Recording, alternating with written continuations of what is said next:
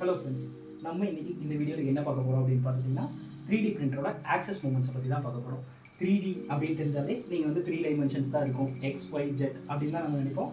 அதே தான், அதாவது இப்போ நம்ம கிட்ட இருக்க 3D பிரிண்டரில் XYZ அப்படிங்கிற 3 ஆக்சஸ் தான் இருக்குது. பட் ஆனால் அது மட்டும் இல்லை, 4 access machines, 5 access machines, 6 access கூட வந்து இருக்குது.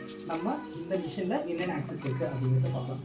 இப்போ உங்களுக்கு தெரிஞ்ச மாதிரி இப்போ இதில் இந்த பிரிண்ட் ஹெட் இருக்குது பார்த்தீங்கன்னா, இந்த பிரிண்ட் ஹெட் வந்து அப்படியே நாஸில் வந்து பேஸ் பண்ணுது. இது வந்து லெஃப்ட் அண்ட் ரைட் மூவ்மெண்ட்டுக்கு ஹெல்ப் பண்ணுது. அதே மாதிரி இந்த பேஸ் பிளேட் வந்து நமக்கு ஃபார்வர்ட் அண்டு பேக்வேர்டுக்கு வந்து யூஸ் ஆகுது.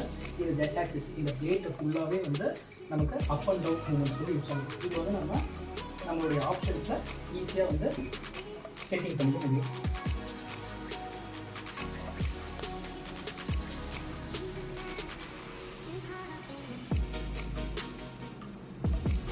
பாயிண்ட்டை வந்து ஃபைண்ட் அவுட் பண்ணிட்டு இருக்கோம். ஒன்ஸ் அது இதான் முடியும், நம்ம வந்து எந்த ஆக்சஸில் மூவ் பண்ணுமோ அதை வந்து இப்போ எப்படி மேனுவலாக நம்ம அட்ஜஸ்ட் பண்ணுமோ அதை வந்து நம்ம சிஸ்டம் மூலியமாக அட்ஜஸ்ட் பண்ணிக்க முடியும். இப்போ எக்ஸில் வந்து எக்ஸ் மூவ்மெண்ட் நமக்கு தெரியுது, லெஃப்ட்டில் மூவ் பண்ணலாம். ஒய் மூவ்மெண்ட் பேஸ் பிளேட் வந்து நமக்கு ஒய் மூவ்மெண்ட் நமக்கு வந்து பேஸ் பிளேட் மூவ்மெண்ட் வந்து நமக்கு ஈஸியாக தெரியுது. இதே மாதிரி செட் மூவ்மெண்ட் ஆக்சஸ் மூவ்மெண்ட் நமக்கு தெரியுது.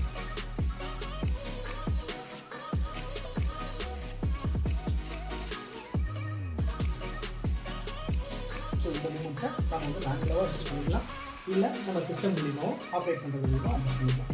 தேங்க்யூ.